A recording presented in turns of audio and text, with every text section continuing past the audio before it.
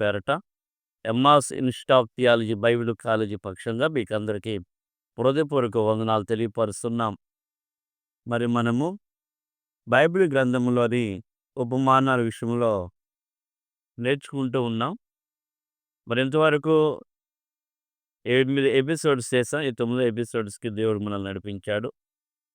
మరి ప్రతి ఒక్క ఉపమానం వస్తున్న వీడియో మీరు చూస్తున్నారని నమ్ముచున్నాం. చూసి మీరు ఆత్మీయంగాను దీవించబడుచున్నారని నమ్ముచున్నాం.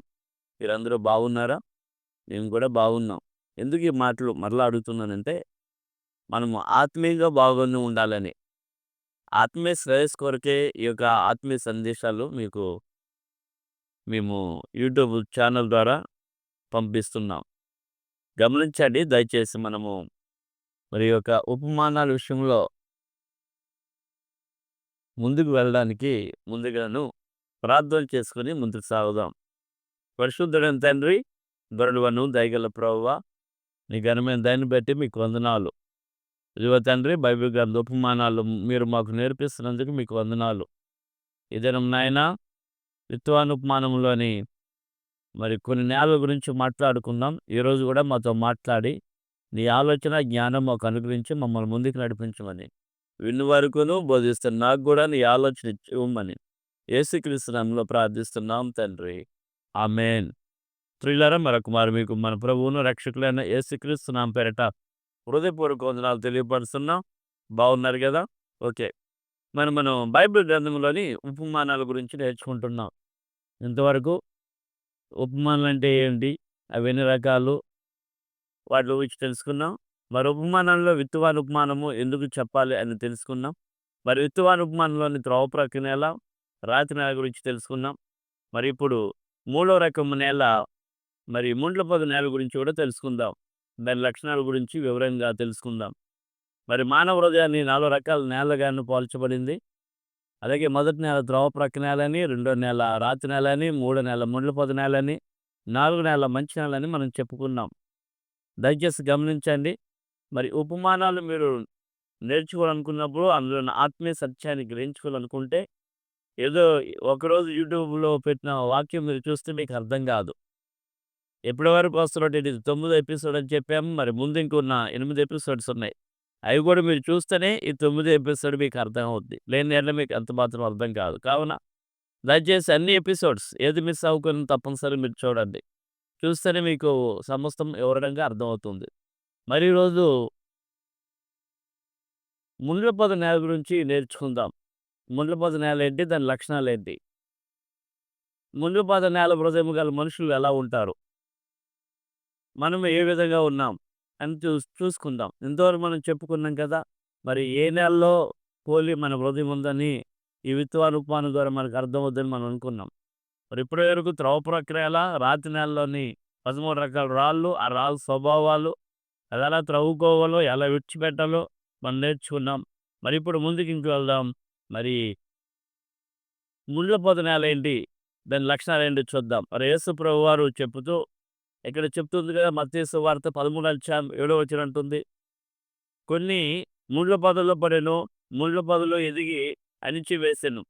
కొన్ని విత్తనాలు ఎక్కడ పడ్డాయండి? ముండ్ల పొదలో పడ్డాయి. ఆ ముండ్ల పొదలు ఏం చేశాయంటే, ఆ విత్తనాన్ని వెదకుని అణిచివేసేవి అని వాక్యం సెలవిస్తుంది. చూడండి పిల్లారా, మరి రైతు వ్యవసాయదారుడు పొలము దున్ని చక్కగా వ్యవసాయం చేసే ముందు పొలాన్ని సాగు చేసుకుని సదును చేసి, చక్కగా దున్ని రాళ్ళని తీసేసి, పొలాన్ని మెత్తనగా చేసి, అందులో విత్తనం విత్తుతున్నప్పుడు కొన్ని విత్తనాలు ఏమవుతాయంటే చల్లుతుండగాను కొన్ని పక్కనే పొలం పక్కన ముళ్ళ చెట్లుంటాయి. ఆ ముళ్ళ చెట్టులో పడతాయి. ఆ ముళ్ళ చెట్టులో రాళ్ళు లేవు. అంటే ఎటువంటి పాపము లేదు. కానీ ముళ్ళ చెట్లు ఏం చేస్తాయంటే, విత్తనం పడినెంబడే అది మొలిసుద్ది, ఎదుగుద్ది. రాళ్ళు లేవనక, అనగా పాపము లేదనక ఆత్మీయంగా ఎదుగుద్ది. వేళ్ళు లోపలగా వెళ్తాయి. భూమిలోని సారమంతా తీసుకుంటది. కానీ పైకి ఎదిగే కొలది ఈ యొక్క ముళ్ళ చెట్లు ఆ యొక్క విత్తనం ఫలించకున్నా దాన్ని అణిచివేస్తూ ఉంటాయి. రెండోది, ఈ ముళ్ళ చెట్లు ఏం చేస్తావంటే, బయట నుంచి సూర్యరశ్మి ఆ యొక్క మొక్క మీద విత్తనము మొక్కగా ఉన్నప్పుడు ఆ మొక్క మీద పడక సూర్యకాంతి తగలక ఆ యొక్క మొక్క ఏమవుద్దంటే తెగులుతో చనిపోద్ది. అంటే అది తిరిగి ఫలించదు. గమనించండి. ఈరోజు మనం క్రైస్తవ జీవితంలో ఈ ముండ్రపద నేలల గురించి యేసుప్రభు ఎందుకు మాట్లాడుతున్నారు? అంటే ముండ్రపద నేల హృదయం గలవారు ఉన్నారని. మరి మనం ముందుగా చెప్పుకున్నాం. గత వీడియోలో ఏం చెప్పుకున్నామంటే 4 రకాల నేలతో యేసుప్రభు పోల్చాడు. అక్కడున్న సమూహాన్ని, జన సమూహాన్ని ఆయన 4 రకాల నేలతో పోల్చి, ఒక్కొక్క నేల ఉద్దేశం చెప్పుకొస్తూ, మరి ఈరోజు ముండ్రపద నేలకి మనం చూస్తున్నాము. ఈ ముండ్రపద నేల ఆ విత్తే విత్తనాన్ని దాన్ని అణిచివేస్తది. సూర్యరశ్మి తగలనివ్వదు. ఇప్పుడు కిందైతే సారం ఉంది. కిందైతే వేళ్ళు లోతుగా ఎళ్తున్నాయి. కానీ పైన ఆ చెట్టు ముండ్ల పొదలు ఆ విత్తనాన్ని అణిచివేయడం వలన అది పైకి రాదు. అది ఫలించదు. ఆత్మీయ జీవితంలో ఫలించదు. చూడండి, అనేక మంది దేవుని పిల్లలు అని చెప్పుకునేవారు. అనేక మంది క్రైస్తవులని చెప్పుకునేవారు. వారి జీవితంలో పాపం ఉండదు. ఏవండీ, త్రాగుడు, వ్యభిచారం అన్నీ విడిచిపెడతారు. అన్నీ విడిచిపెట్టేస్తారు. అన్నీ విడిచిపెడతారు. ప్రతిరోజు ప్రార్థనకెళ్తుంటారు. నమ్మకంగా ఉంటారు. ఏవండీ, దేవుని దగ్గరికి వెళ్తుంటారు. అయితే ఈ ముండ్ల పొదలో ఏంటి? ఈ ముండ్ల పొదలతో యేసుప్రభు ఎందుకు పోల్చారు అంటే, ప్రియులారా, మరి అక్కడ యెషయా గ్రంథం అంటది 5 అధ్యాయం 6 వచనం చదువుకుంటే, యెషయా గ్రంథం 5 అధ్యాయం 6 వచనం, అది శుద్ధి చేయబడలేదు, పారతో త్రవ్వబడలేదు, దానిలోని గచ్చ పొదలు, బహు రక్కసి చెట్లు బలిసి ఉండెను. ఏం చేయలేదంటండి? ఆ పొలము శుద్ధి చేయబడలేదు, పారతో ముళ్ళ చెట్లు త్రవ్వబడలేదు, బలు రక్కసి చెట్లతో బాగా బలిసింది. ఎప్పుడైతే శుద్ధి చేయబడలేదో ఆ పొలము, ఆ ముళ్ళ చెట్లు ఎప్పుడైతే అది త్రవ్వివేయబడలేదో, అది సాగు చేయబడలేదో, అది బాగా ముళ్ళ చెట్లతో బలిసింది. అది నిష్ప్రయోజనమైనదే. మన ఆత్మీయ జీవితంలో మొదట ఈ 3 రకాల రాళ్ళు, ఈ 3 రకాల హృదయము గలవారు, ఈ 3 రకాల హృదయము గలవారు అనగా త్రోవ ప్రక్క నేల, మరియు రాతి నేల, ఈ ముందు పది నేల గల హృదయాలు గలవారు మనుషులు ప్రియులారా, వారు ఆత్మీయ జీవితంలో వ్యర్థులే అని చెప్పవచ్చు. వారు దేవునికి నిరుపయోగంగా ఉన్నవారని చెప్పవచ్చు. వారు పరలోకానికి మాత్రము చేరుకోరులే అని చెప్పవచ్చు. ఆ 3 రకాల నేల గల హృదయము గల మనుషులు ప్రియులారా, వారు దేవునికి దూరమున్నవారే. వారి హృదయంలో దేవుని వాక్యం ఉండదు, లోకం ఉంటది. మరి ఈ హృదయము మూడో రకపు నేల, ఆ ఏంది ముండ్లపోత నేల, అది లోతుగా త్రవ్వబడలేదు.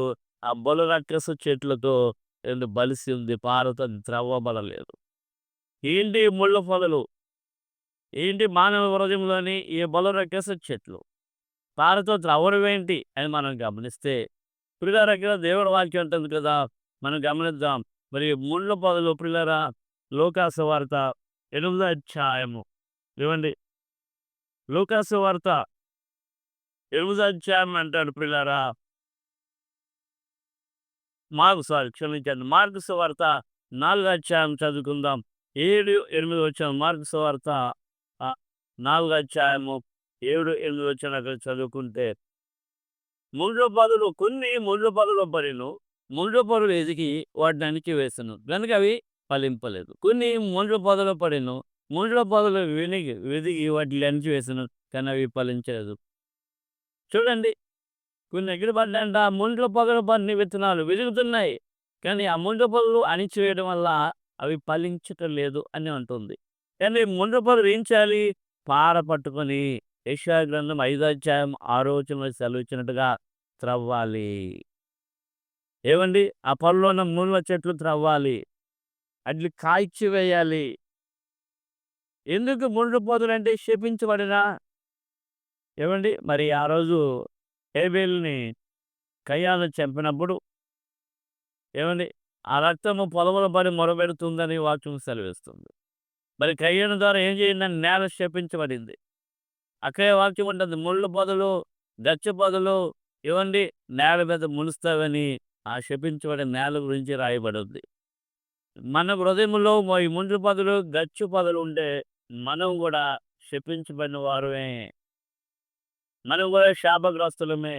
కావున ప్రియమైన దేవుని పిల్లారా, ఈ ముళ్ళ పొద నీ హృదయంలో ఉన్నటువంటి ఆ వాక్యాన్ని అణిచివేయక ముందే నీ హృదయాన్ని నా హృదయాన్ని ఏం చేసుకోవాలంటే వాక్యం ద్వారా మనం సరి చేసుకొని ఏమండి తొలగించుకోవాలి. ఏంటి ఈ ముండ్ల పొదలు అని మనం గమనిస్తే ప్రియులారా, మరి ఏవండి ఏంటి ముళ్ళు పొదలని మనం గమనిస్తే ప్రియులారా, లూకా సువార్త 8వ అధ్యాయము, ఏవండి లూకా సువార్త 8వ అధ్యాయము మనం గమనిస్తున్నాం కదా! ఏవండి అక్కడ యేసు ప్రభువారు చెప్తున్నారు. ఏంటి ముళ్ళు పొదలంటే ఐవాహిక విచారములు, ఏవండి ధన మోసములు అంటుంది. ఐవాహిక విచారములు, ధన మోసములు. లూకా సువార్త 8వ అధ్యాయము గమనించండి. 8, 9 వచనాలు చదువు. 8 వచనంలో 7, 8 వచనాలు చదువుకుందాం. ఏవండి 8వ అధ్యాయము 7 వచనము, 14 వచనం కూడా చదువుకుందాం. ఏంటి ఐవాహిక విచారాలు అని మనం గమనిస్తే హ్మ్. మరికొన్ని ముండ్ల పొదలు పడెను. ముండ్ల పొదలు వాటిని మొలిచి వాటిని అణిచివేసెను. ఏవండీ అణిచివేసెను. అట్లా 14వ వచనం చదువుకుంటే, ముండ్ల పొదల పడిన విత్తనము పోలిన వారెవరనగా, విని కాలము గడిచిన కొలది ఈ జీవన సంబంధమైన విచారముల చేత, ధనభోగముల చేత అణచివేయబడి దేని ద్వారా అండి? జీవన సంబంధమైనటువంటి వ్యాపారములో చిక్కుకుంటారు. ఏవండి వారు ఆత్మీయంగా పెరిగే కొలది జీవ సంబంధమైనటువంటి చూడండి ముళ్ళ పొదలు విత్తబడిన వారు ఎవరంటే ప్రియులారా, విని కాలము గడిచిన కొలది ఈ జీవన సంబంధమైన విచారముల చేత, ఈ జీవన సంబంధమైన విచారం ఏంటంటే జీవిత కాలంలో వచ్చే విచారములు, అదేంటంట వాక్యం అంటారు కదా, ధన మోసములు, ఐవ ఐవహిక ఐవిహిక విచారములు. ఈ 2 మనిషిని ఎంతగానో పాడు చేస్తున్నాయి. ఏమిటి ధన మోసములు, మనిషి ఇప్పుడు ఉన్నటువంటి ధన మోసములు, ధనము కొరకు ఏమిటి కొంతకాలం మందిరం బాగా వెళ్తారండి. ఆదివారం విశ్రాంతి దినం చక్కగా పాటిస్తారు. వాక్యాలు వింటారు. ఏమంటే పశ్చాత్తాపం పడతారు. పాపములు ఒప్పుకుంటారు. ఏమైనా క్రమంగా మందిరంకి వెళ్తుంటారు. కొన్ని సంవత్సరాలు గడిచిన తర్వాత వారి జీవితంలో ఆర్థిక సంబంధమైనటువంటి మార్పు రానప్పుడు, ఏవండి ఆత్మీయంగా వినుతారు. కానీ ఆర్థిక సంబంధమైన మార్పు రానప్పుడు, ఇన్ని సంవత్సరాలల్లా ఇంకా దీంట్లోనే ఉంటున్నాము. ఇంట్లో వస్తువులు లేవు అని పిల్లరా, ఈ యొక్క ఐహిక విచారములు, ఈ ధన మోసములు వారినెంతగానో పాడు చేస్తాయి. గమనించండి.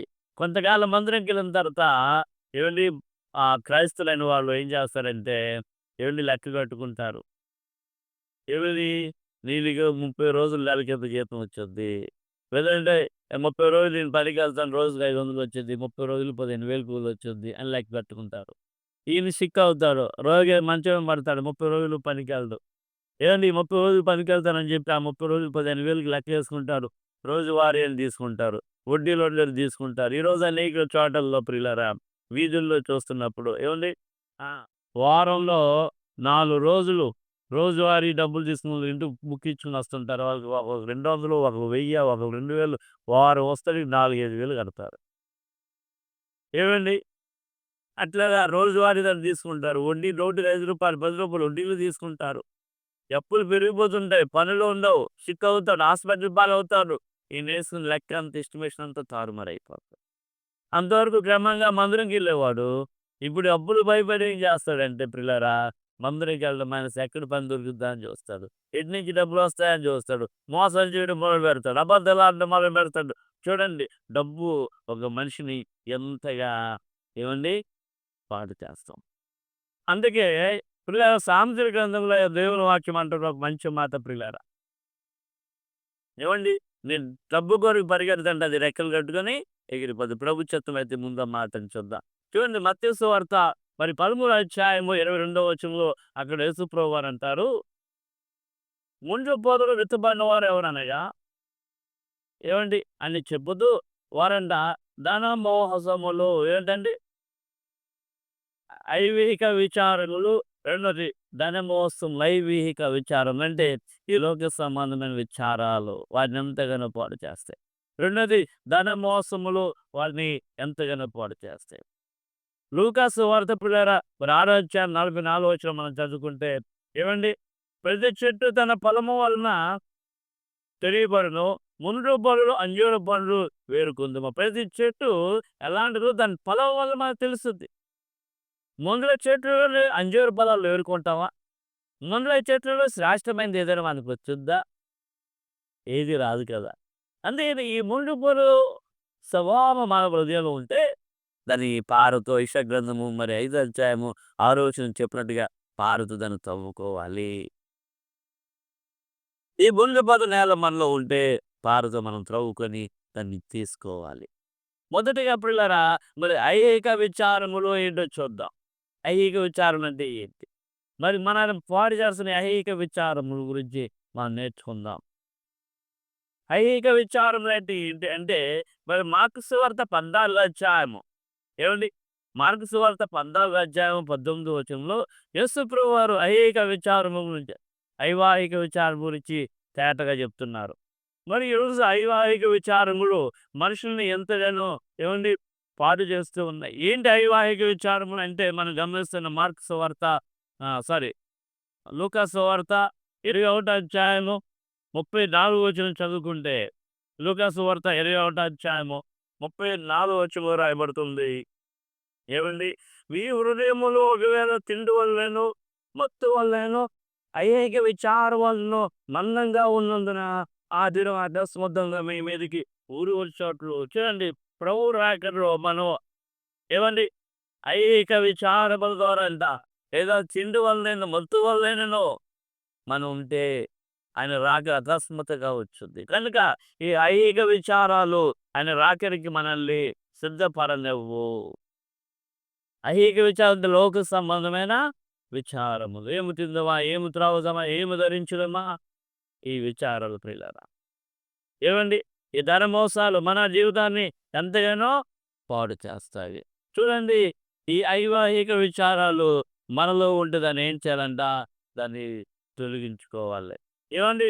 మరి అంతేకాదు మార్కు సువార్త 14 అధ్యాయము 19 వచనం అంటుంది. వారు దుఃఖపడి ఏమండి? వారు దుఃఖపడిన అని యొక్క తర్వాత క్షమించాలి. తప్పు చెప్పాను.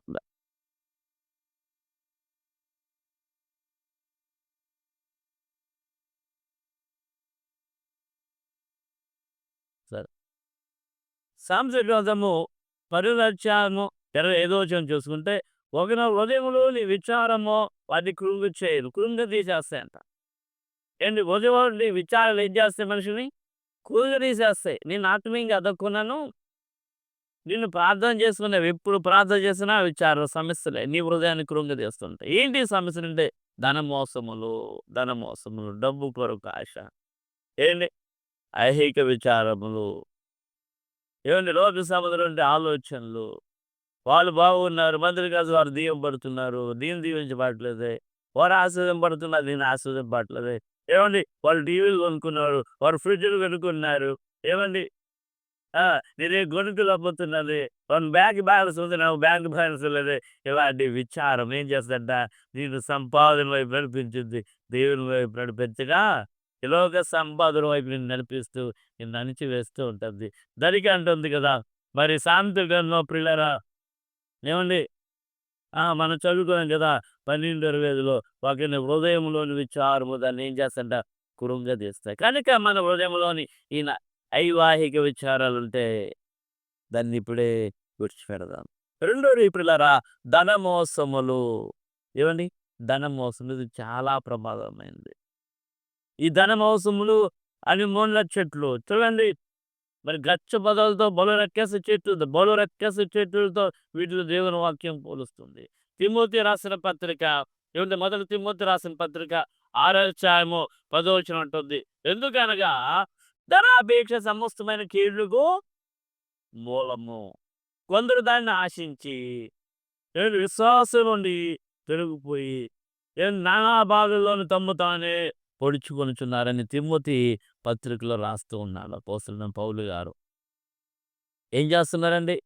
ఎందుకనగా ధనాపేక్ష సమస్తమైన కీడుకు మూలము. కొందరు దానిని ఆశించి దేన్ని ఆశిస్తున్నారు? ధనాన్ని ఆశించి. ఏం చేస్తున్నారంటే విశ్వాసం నుంచి తొలగిపోయి తమ్ముడు తామే పొడుచుకుంటారు. తమ్ము తామే బాధ పెట్టుకుంటున్నారండి. ఈ యొక్క ధన మోసము బలు రక్కసి చెట్లతో సమానం ఇది. ఈ ధన మోసాన్ని, ఈ ఐవాహిక విచారాన్ని మనం విడిచిపెట్టకపోతే మన ఆత్మ జీవితంలో చాలా ప్రమాదం. ఇవిడి ధనాపేక్ష అంట సమస్తమైన కీడులకు మూలమని వాక్యం చెప్తుంది. చూడండి. ఏంటి కీడు అంటే ఈ ధనం కొరకు ఈ వేషాలన్నీ ఎత్తాం. అబద్ధాలాడుతావు. ఏవండి? మోసాలు చేస్తావు. నరహత్యలు చేస్తావు. డబ్బే ఈరోజు. ఈరోజు డబ్బు కొరకియ్యా. ఈరోజు అనేకమైన మనం లోకంలో చూస్తున్న డబ్బు కొరకు ఎన్ని రకాలైన మోసాలు జరుగుతున్నాయండి. ఏవండి? సమస్తమైన కీడుకు మూలం ఈ ధనమే. అంటే ధనం వద్దని కాదు గానీ, దేవుని పిల్లలకి ఏది అవసరమో దేవుడికి తెలుసండి. నువ్వు మోసం చేసి సంపాదించుకుంటే అది ఎంబడే విడిచిపెట్టేయాలి. అనేక మంది పిల్లలు దాన్ని ఆశించి విశ్వాసం నుండి తొలగిపోయి తమ్మును తామే పొడుచుకొంచున్నారని మరి తిమోతి పత్రికలో అపోస్తలుడైన పౌలు గారు చెప్తున్నారు. అంతేకాదు పిల్లరా, మరి ఎబ్రీ అందుకని అపోస్తలుడైన పౌలు కూడా ఇంకో మాట అంటున్నాడు ఆ విషయంలోనే. ఏమండి? ఈ ధన మోసములు మన జీవితాన్ని అక్కడ మోషే మనం చూస్తాము. 11:24 ఏం చేస్తాడు మోషే అంటే, ఐగుప్తు ధనము కంటే దేవుని విషయమై నింద గొప్పదని ఎంచుకున్నాడు. ఏ ధనం అండి? ఐగుప్తు దేశపు ధనం కంటేనే దేవుని కొరకు బతుకుడు మంచిదని అనుకున్నాడు. ఈరోజు చూడండి ఎంతమంది ఐగుప్తు ధనము ఏంటి ఐగుప్తు అంటే లోకము. లోకములో ధనము కొరకు ఎబ్రీ 11:24 చదువుతానండి.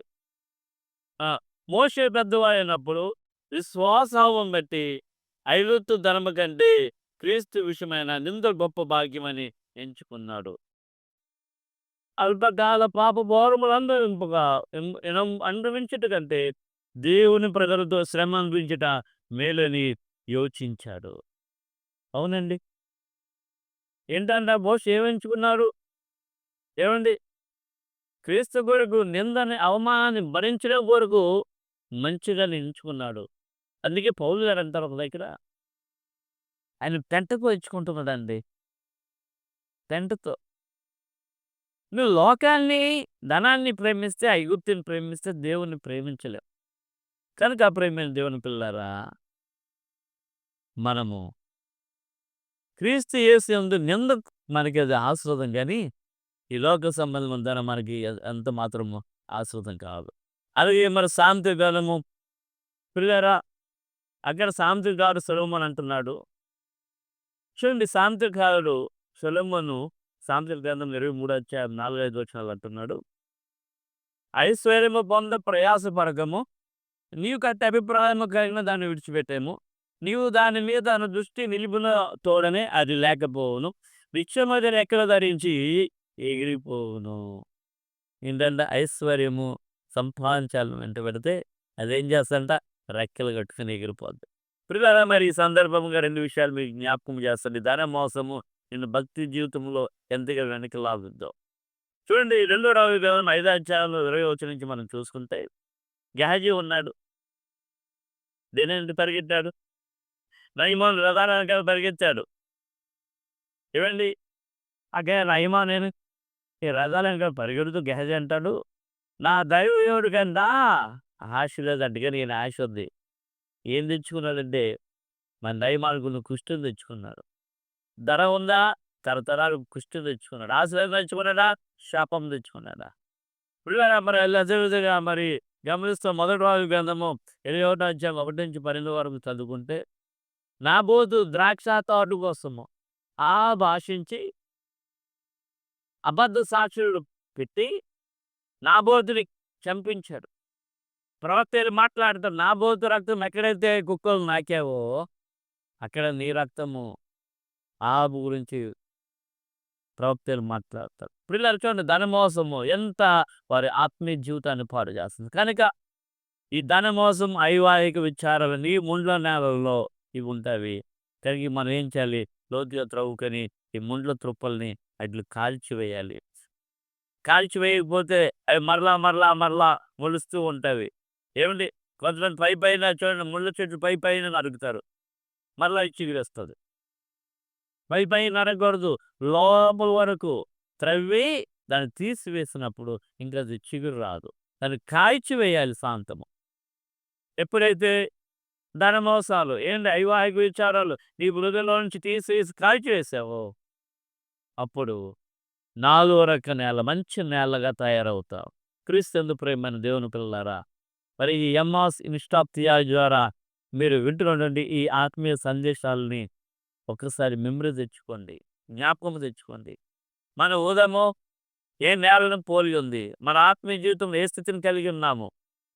మొదటి ఈ 3 రకాల నేలలు దేవుని సంబంధమైనవి కాదు. లోక సంబంధమైనవి, సాతాను సంబంధమైనవే.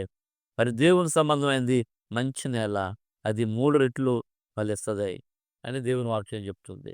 కనుక ప్రియమైన దేవుని పిల్లారా, ఈ 3 రకాల నేలలో దేవుని మనం పోలి ఉన్నామో అను హృదయాన్ని మనం పరీక్షించుకుందాం. ప్రార్థన చేసుకుందాం. పరిశుద్ధుడైన తండ్రి, గరుడువను దయగల ప్రభువా, అయ్యా మరి ఈ 3 రకాల నేలలు గురించి మేము విన్నాము. ఆ 3 రకాల నేలలో దేన్ని పోలి మా హృదయం ఉందో మమ్మల్ని పరీక్షించమని సరి చేసుకొని మంచి నేలగా మేము ఉండి ఫలించడానికి సహాయం చేయమని యేసుక్రీస్తు నామములో ప్రార్థిస్తున్నాం తండ్రి. ఆమేన్. ప్రియులారా, మన ప్రభువును రక్షకుడైన యేసుక్రీస్తుకు నామమున పేరట మరొకమారు మీకు హృదయపూర్వక వందనాలు తెలియపరుస్తున్నాం. దయచేసి మమ్మల్ని ప్రోత్సహించండి. లైక్ చేయండి, షేర్ చేయండి, సబ్స్క్రైబ్ చేయండి. మమ్మల్ని ప్రోత్సహించండి. మీకు అందరికి వందనాలు. సెలవు తీసుకుందాం.